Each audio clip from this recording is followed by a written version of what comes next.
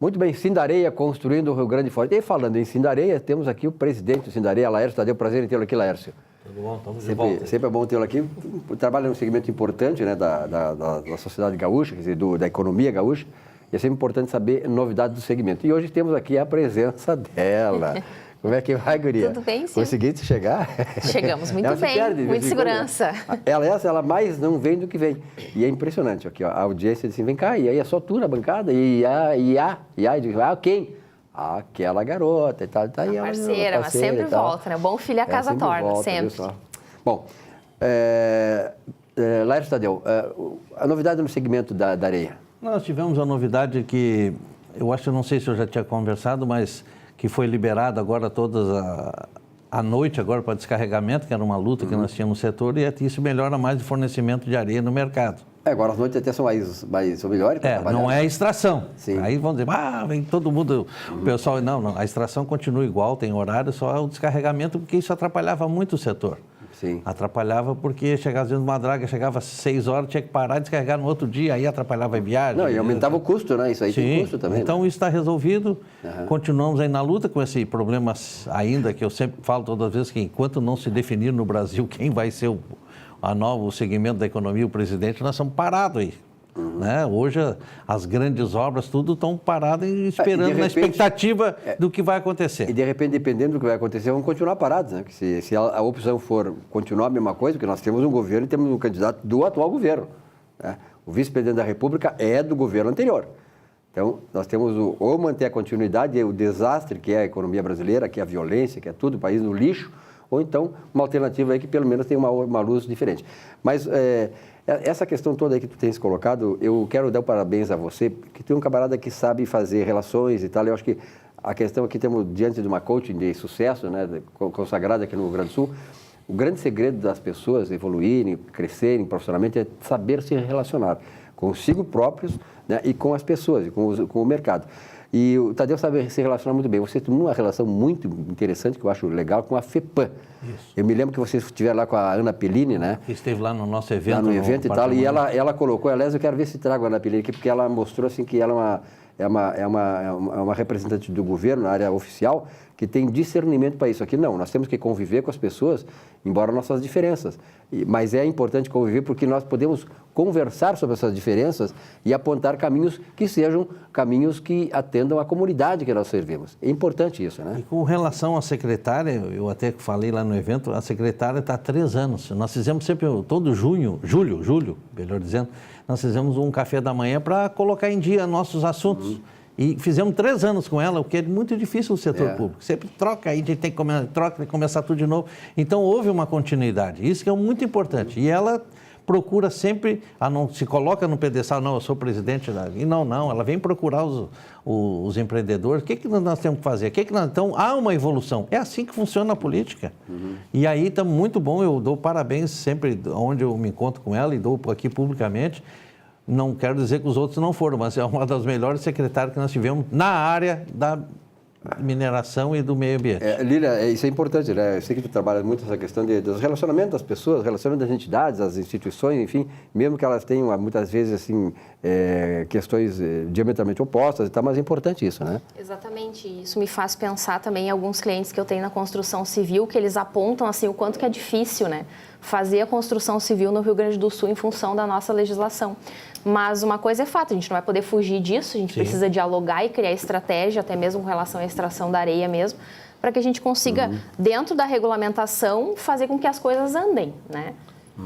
E com relação à extração da areia, nós temos sempre, todas as vezes eu falo no rastreamento, eu vou tentar trazer aqui o dono da empresa que faz o rastreamento, que agora, inclusive, tem um novo equipamento que aumenta mais a precisão em cima das áreas extraídas. Então, nós somos pioneiros no Brasil. Isso tudo numa parceria do sindicato, da Agabritas e da secretaria que tem do meio ambiente com a secretária, nos apoiado amplamente nessa evolução. E isso é muito bom. Mas, por outro lado, como nós temos instituições sérias, nós também sabemos que temos pessoas que fazem uma extração incorreta. Então, é por isso que a fiscalização, baseada muitas vezes em quem faz as coisas erradas, os certos pagam por isso também. Com relação à extração incorreta, hoje no Rio, a gente nunca se pode dizer 100%, mas mais de 90%, tendo em vista todo esse trabalho que foi feito. Então, antes da crise de 2013... Hoje eu sentaria aqui e dizer assim, tem problema. Porque tinha muito problema, muito problema. Hoje, o próprio setor está denunciando. Sim. O próprio setor está denunciando porque assim, tem que ficar os bons. Aqueles que não são bons estão extraídos do... Aí isso ajuda muito. Isso foi muito importante no nosso setor, porque antigamente... O coitadinho está ali pegando os 4, 5 metrinhos de areia e deixa ele pegar porque está... Não é assim. Aí ainda não evoluímos como... A gente acaba participando não junto. Faz então, o que hoje está incorreto, isso, mas participa. Pelo menos... não vou dizer, mas Sim. a grande maioria hoje trabalha corretamente, com grandes investimentos, só precisa de uma coisa: encontrar trabalho para poder vender sua areia. E aí vai depender do futuro governo. Aliás, eu quero fazer essa colocação final contigo aqui, porque é o seguinte, na verdade, nós estamos num processo em que ou nós vamos endireitar no sentido de tornar mais direito, o país mais reto, íntegro, ou vamos manter o país torto como está. Então, na verdade, é o seguinte aqui, a Igreja Católica, parabéns ao pessoal da Igreja Católica, está hoje finalmente se dando conta de que ela está numa canoa furada. Né? Os bispos de todo o Brasil, os padres, a exemplo dos evangélicos que já vêm dando essa demonstração, estão agora dizendo o seguinte: olha aqui, aos católicos, aos cristãos, olhem lá o que vão fazer. Porque tem um partido aí, né, do seu Haddad, que quer acabar com as igrejas, acabar com os cultos, tirar os espaços da televisão que estão salvando muitas pessoas, tirando pessoas do suicídio, sobretudo no meio evangélico, encaminhando as pessoas, reconstituindo famílias, casamentos. Isso é uma coisa notável que as igrejas fazem, sobretudo as evangélicas. E, na verdade, a Igreja Católica fez, eu até recebi do Frei Irineu, ela fez uma publicação em que ela orientou os seus cristãos. Na verdade, ela diz, e eu concordo com a Igreja Católica, quero passar isso aqui também para o Tadeu, que é um empresário de sucesso, tem um segmento também importante aqui no Rio Grande do Sul. A Igreja Católica diz assim: olha que, por favor, cristãos, católicos, não vamos votar em quem representa aqueles que roubaram o país. Ladrões, denunciados, presos, né? Não vão votar nele. Então, aqui, você que é católico, põe um pouquinho a mão na consciência, vota com a razão e não com o coração. Né? Nós não podemos mais dar chance para os ladrões voltarem.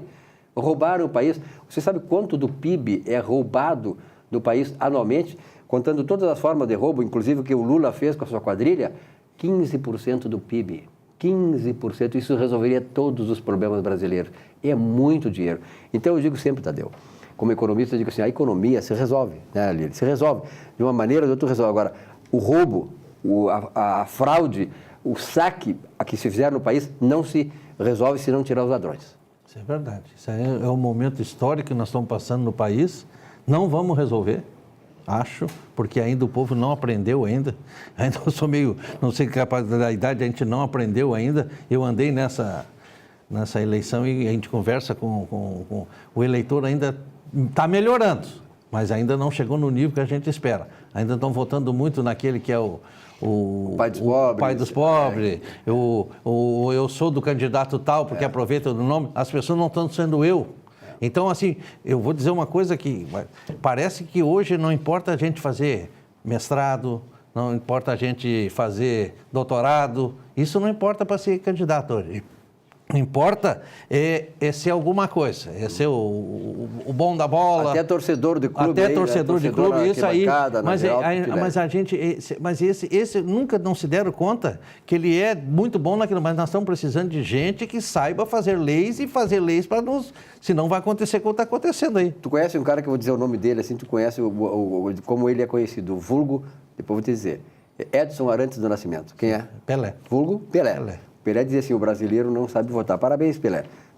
Foi muita vez naquele tempo, década de 60, ele foi criticado, mas ele disse exatamente o que também eu penso do povo brasileiro. Votar em caras que te roubam, caras que já tentaram fazer, e estão prometendo reconstruir a economia, mas eles destruíram, como é que vão reconstruir? Isso é verdade. Quer dizer, olha, é muita... E outra coisa, né, assim, para finalizar, o Ministério Público do Trabalho não tem o que fazer, está agora punindo os empresários que estão sugerindo para os seus funcionários, dentro do que é garantido constitucionalmente, para votar em tal candidato, porque senão a empresa vai passar dificuldade. Os sindicatos podem fazer isso. O dono, o empresário que gera a riqueza e constrói esse país não pode? Seu Ministério Público do Trabalho, para que existe o Ministério Público do Trabalho?